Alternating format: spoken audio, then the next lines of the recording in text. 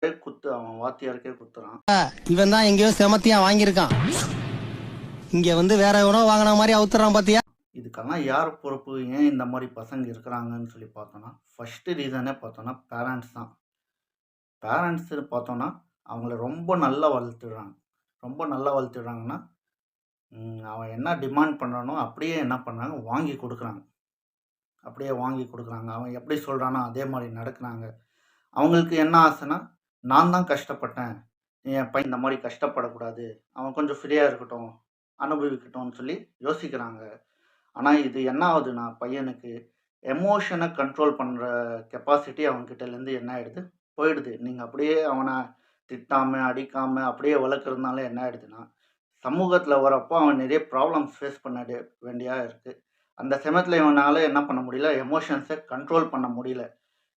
இந்த ரீசன்ஸ் தான் இந்த மாதிரி இஷ்யூஸ் எல்லாம் நடக்கிறதுக்கு காரணம். அது பையன் மேலே மட்டும் தப்பு கிடையாது, பேரண்ட்ஸ் மேலேயும் தப்பு இருக்குது. நம்ம சார்ந்து இருக்கிற அந்த கம்யூனிட்டி மேலே கூட தப்பு இருக்குது. சேம் டைமில் நம்மலாம் இருக்கிற டீச்சர்ஸ் மேலே கூட நம்மக்கிட்ட அந்த பொறுப்பு